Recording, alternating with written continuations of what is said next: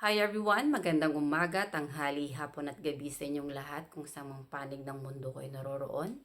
Ako nga palang muli si Lerma Novales Sarmiento, ang writer at author ng aklat na to na pinamagatang Life in 3 Parts. Sa araw na to ang topic ko ay Vice Ganda at Ayon Perez, naghihirap na. Gusto kong ibahagi sa inyong katotohanan na tayong mga tao ay hindi nabubuhay para sa ating sarili lang. Gusto kong ibahagi sa inyong katotohanan kung bakit si Kristo nagsasalita patungkol sa Espiritu Santo.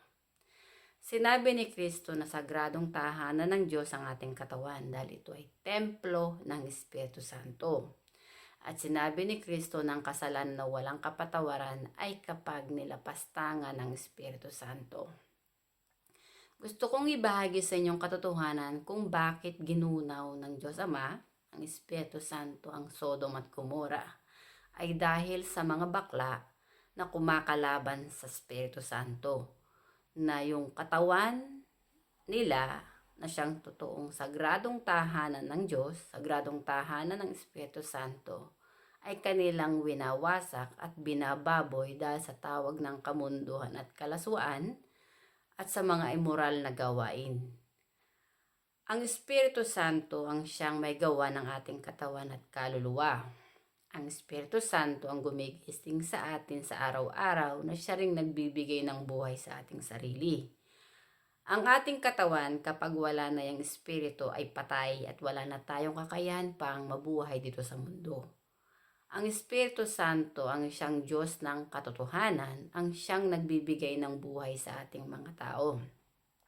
Na siyang pilit na kinakalaban ng mga katulad ni na Vice Ganda at Ayon Perez. Gusto kong ibahagi sa inyo ang katotohanan kung bakit naghihirap na si Vice Ganda at Ayon Perez. Honestly, ang kanilang kaluluwa ay nasa kadiliman at wala yung laya. Dahil nga kinalaban nila ang Espiritu Santo na siyang Diyos na may gawa ng kanilang katawan at kaluluwa. Si Vice Ganda nitong mga huling araw ay hindi na siya nagiging masaya dahil nga daw napakahirap daw pasayahin ng mga Pilipino. Pero honestly, hindi naman tayo tinawag ng Diyos para magpasaya o magpatawa. Honestly, si Kristo ay sinugo ng Diyos Ama para hikayatin ng mga tao na magsisi, tumalikod sa paggawa ng masama at magbalik loob sa Espiritu Santo para patawarin ng Espiritu Santo ang kasalanan ng tao, nang sa gayon ang kaluluwa ng tao ay maging malaya. At yung bunga ng Espiritu Santo ay tanggapin ng tao sa kanilang sarili na mabuhay sila ng may kalayaan at kapayapaan. Pero maraming mga tao ang hindi naniniwala kay Kristo bagkus ay kinakalaban nila ang Espiritu Santo kung kaya maraming kaluluwa ang naligaw ng landas at namumuhay sa kadiliman. Katulad ni Vice Ganda na kinakalaban niya ang Espiritu Santo na siyang Diyos na may gawa ng kanyang katawan at kaluluwa. Tumalikod siya sa katotohanan kung paano siya nilikha ng Espiritu Santo at kinalaban niya ang Espiritu Santo na mamuhay siya sa kasinungalingan at pagkukunwari. Yung mga karangyaan, yung pera, kasikatan, bahay, magagandang gamit, sapatos, alahas, damit o whatever na meron man si Vice Ganda, honestly, hindi yun ang totoong nagbibigay ng kasiyahan sa tao. Ang totoong nagbibigay ng kasiyahan sa ating mga tao ay ang mismong Espiritu Santo na nasa ating katawan. Dahil ang bunga ng Espiritu Santo ay puspos ng kapayapaan, ng kasiyahan, ng kalayaan, ng pag-ibig. Pero kapag kinalaban mo ang Espiritu Santo, hindi mo yun makakamtan. Yung bunga ng Espiritu Santo, hindi mo yun tatanggapin. Ang tatanggapin mo, yung mga biyaya na material na bagay na ipinagkakaloob ng demonyong si Satanas. Kung kaya itong si Vice Ganda at Ayon Perez, ipinagbenta nila yung kanilang kaluluwa sa demonyong si Satanas. Mas inibig nila ang kamalian kaysa sa katotohanan. Namuhay sila sa kasinungalingan at pagkukunwari. Kung paano sila nilikha ng Espiritu Santo, hindi nila iyon sinusunod. Sinasalungat ito nitong si Vice Ganda at itong si Ayon Perez. Nasasaad sa banal na kasulatan, nakasuklam-suklam sa Diyos ang gawain nga ng mga bakla. Dahil ang mga bakla, hindi sila namumuhay sa katotohanan. Namumuhay sila sa kasinungalingan para kalabanin ang katotohanan. Si Vice Ganda, mas pinili niya ang mamuhay sa kasinungaling pagkukunwari dahil mas inibig niya ang kanyang sarili at ang pera ang kanyang sinasamba. Ang Espiritu Santo na siyang Diyos na may gawa ng kanyang katawan at kaluluwa ay hindi niya inibig sa kanyang puso bagkus ay kanyang kinalaban. Kung kaya itong si Vice Ganda at si Ayon Perez ngayon sa panahon ito ngayon, kahit pa marami silang pera, hindi nila makamtan ang totoong kasiyahan, kalayaan at kapayapaan sa kanilang puso at isipan. Itong si Vice Ganda umiiyak at sinabi niya na hindi raw niya nga iiwan si Ayon Perez. Ito lang ang tatandaan mo, Vice Ganda. Ang katawan mo ay hindi mo pag-aari. Templo yan ng Espiritu Santo at ang Espiritu Santo ang may hawak ng buhay mo at ng buhay nating mga tao. Sa oras na bawiin na ng Espiritu Santo yung buhay na ipinahiram sa'yo, mamamatay ka at yung lalaki na iniibig mo dito sa mundo, iiwan mo yan. Talagang hindi mo siya makakasama. Dahil sa oras na binawi na ng Espiritu Santo ang buhay na ipinahiram sa'yo, tapos ka. Maglalaho ka dito sa mundo. At kung anong itinanim mo dito sa mundo, yun din yung aanihin mo sa kabilang buhay. Dahil kinalaban mo ang Espiritu Santo sa kabilang buhay, ang Espiritu Santo, kakalabanin ka rin niya. So, ang mangyayari, pag nandun ka na sa kabilang buhay, ang kaluluwa mo, babalik kasi yun sa Espiritu Santo para humarap sa paghuhukom, parurusahan ka ng Espiritu Santo. Dito sa mundo, ang tao, hanggat nananahan ka ang Espiritu Santo sa katawan, nating mga tao, binibigyan pa tayo ng panahon at pagkakataon ng Espiritu Santo para magsisi, tumalikod sa paggawa ng masama at magbalik-loob sa Kanya. Sa kabilang buhay, kapag espiritu ka na, wala ka ng chance para magsisi at itama mo pa ang iyong mga mali. Sapagkat wala ka na sa mundo nating ginagalawan. Ang kaluluwa mo, bumalik na sa espiritu para hukuman. Ang katawan mo, ibinaon na sa lupa o sinunog na yan. Kaya wala ka ng chance para magsisi at humingi ng kapatawaran sa Espiritu Santo. Gusto ko lang gisingin ang diwa ni Vice Ganda na yung mga nararanasan nyo ngayon ay parusa yan ng Espiritu Santo sa inyo. Dahil hindi kayo namuhay sa katotohanan. Bagkus ay kinalaban nyo ang Espiritu Santo na siyang Diyos na may gawa ng inyong katawan at kaluluwa. Kung kaya kayo ay naghihirap na, ang inyong kalooban, ang inyong puso at isipan ay walang kalayaan at kapayapaan. Deep inside, ang inyong kaluluwa ay nagdurusa na. Buhay pa kayo dito sa mundo, ang kaluluwa nyo ay nasa impyerno niya. Hindi nyo maramdaman at maranasan ang totoong kasiyahan at kapayapaan sa puso nyo. Na magkaroon kayo ng peace of mind sa sarili nyo. Dahil sa pamumuso nyo sa Espiritu Santo, itong mga nangyayari sa buhay nyo, kahit pa kayo ay magmahalang dalawa ni Ayon Perez, Vice Ganda, hinding-hindi nyo makakamtan ang totoong kasiyahan at kapayapaan sa buhay nyo dahil namuhay kayo sa kamalian. Sinalungat nyo ang katotohanan at kinalaban nyo ang Espiritu Santo na siyang inyong Diyos na may gawa ng katawan at kaluluwa nyo. At bilang isang tagapagsalita ng Espiritu Santo, layunin kong gisingin ang diwa nyo na kapag hindi kayo nagsisi, hindi kayo nagpakatotoo sa sarili nyo kung paano kayo nilikha ng Diyos, at hindi kayo tumalikod sa paggawa ng masama, nababuyin ang sagradong tahanan ng Espiritu Santo. Ang buhay nyo, yung kaluluwa nyo ay hindi makakawala sa kadiliman. Mamumuhay ang kaluluwa nyo sa kadiliman kahit kayo naririto pa sa lupa. Yung mga karangyaan nyo na meron kayo, yung pera, yung mga bagay at material na bagay na meron kayo dito, mawawalan lahat yan ng kabuluhan. Dahil hindi kayo kayang pasayahin ng pera, kahit gaano pa yan karaming pera, humiga ka man dyan sa milyong-milyong pera meron ka dito sa mundo, hindi mo kayang bilhin ang bunga ng Espiritu Santo.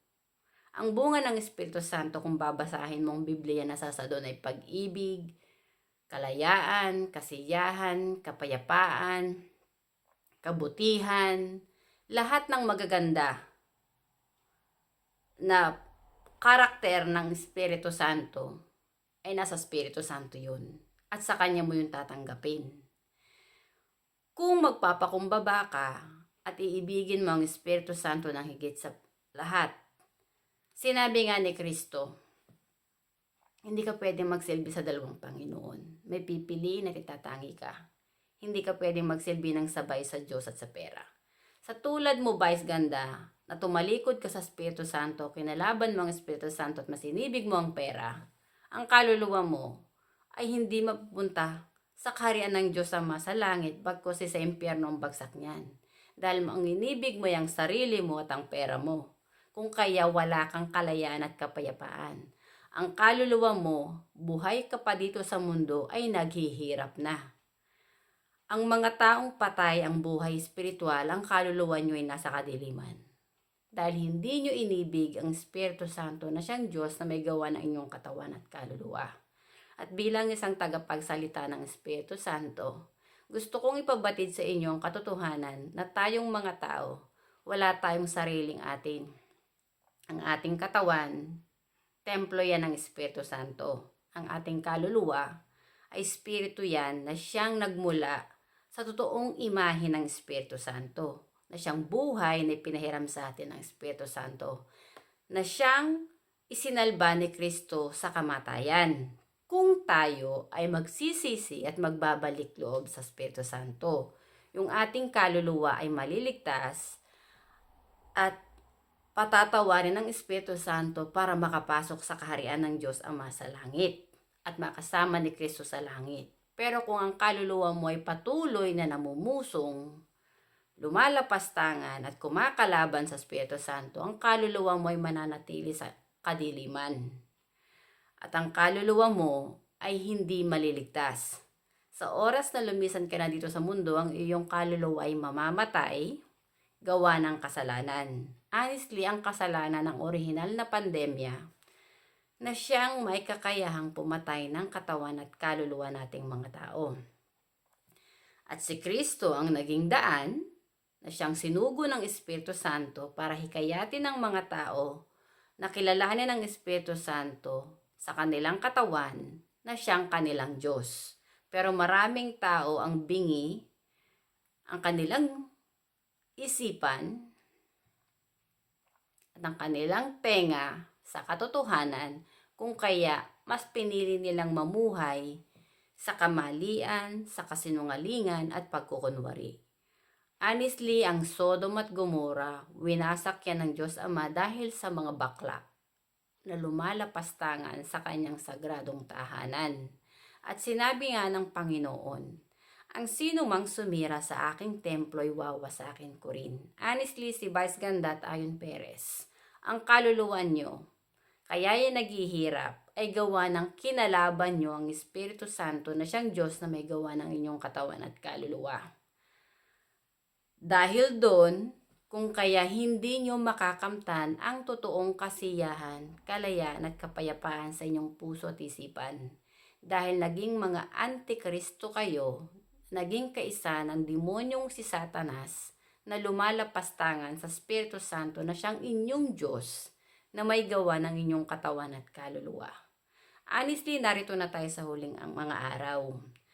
Sinabi ni Kristo ng pagdating ng Diyos Ama ay parang magnanakaw. Walang nakakaalam kundi tanging ang Ama na nasa langit lang.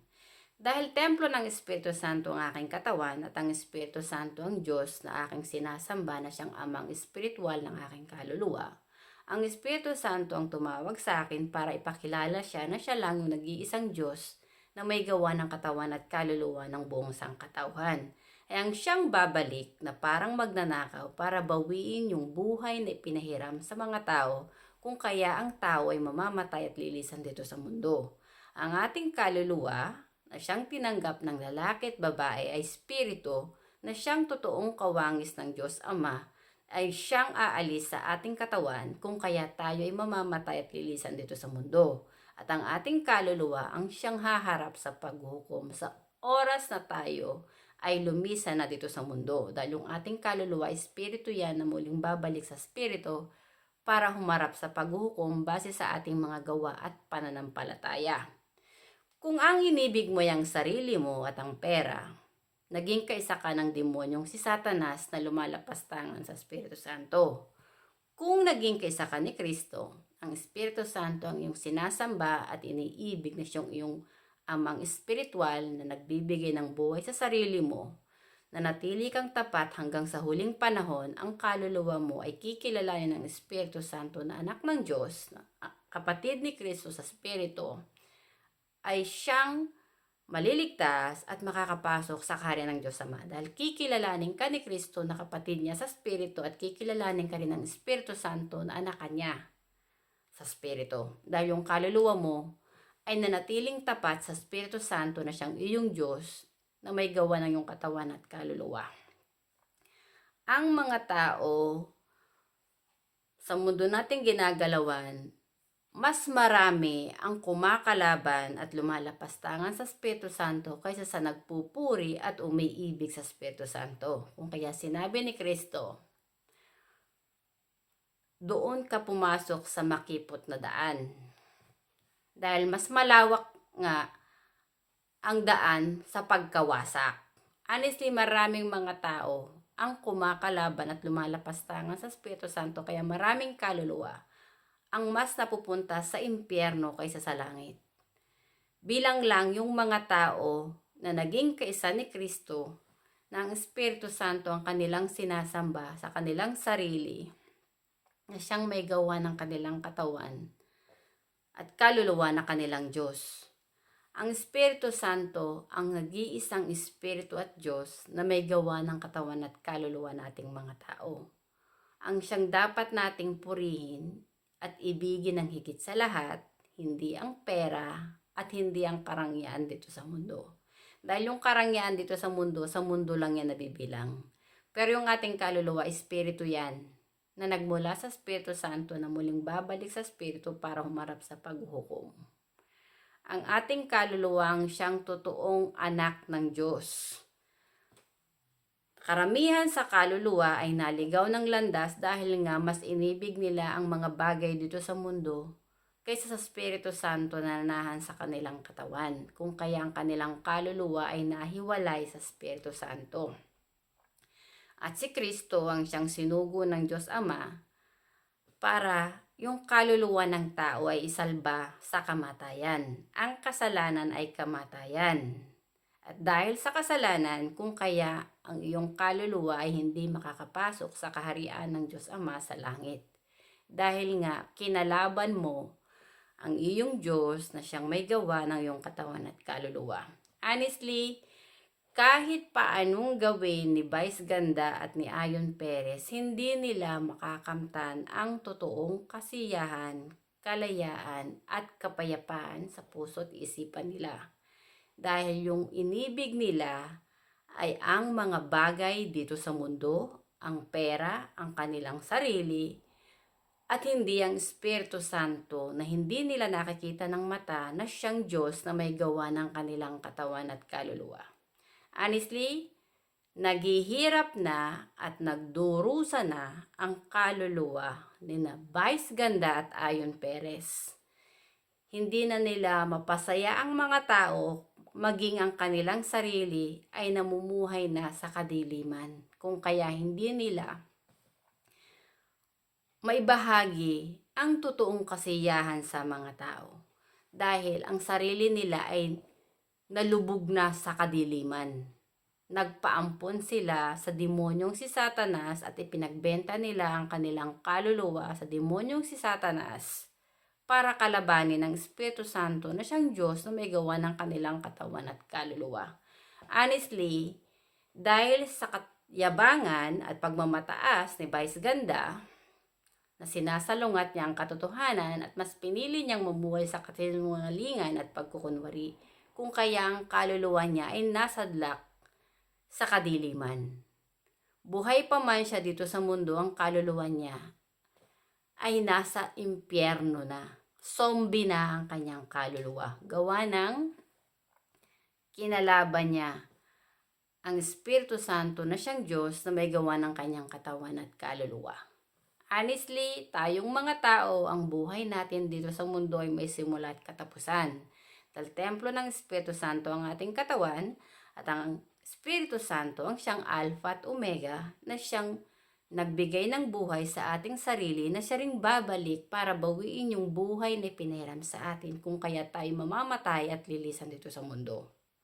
Dahil sinabi ni Kristo na ang kasalanan na walang kapatid kapag nilapastangan ng Espiritu Santo, ibig sabihin ni Kristo na hindi lahat ng tumatawag sa Diyos ay maliligtas kung hindi ka pinatawad ng Espiritu Santo at hindi ka rin kinilala ng Espiritu Santo na anak niya.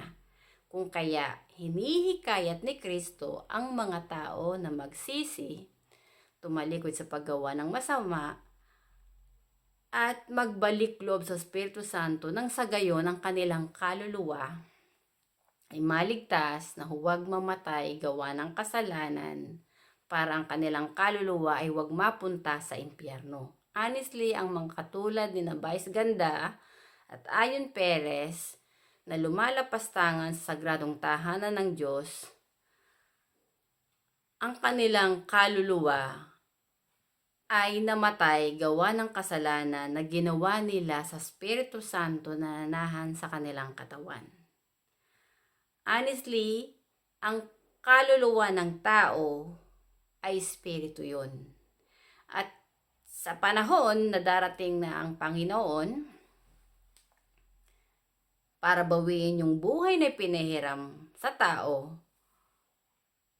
tanging yung mga kaluluwa lang na naging totoo at tapat sa Espiritu Santo na naglalakbay sa Espiritu at katotohanan, ang siyang maliligtas na kanilang kaluluwa ay makakapasok sa kaharian ng Diyos Ama sa langit para makasama si Kristo.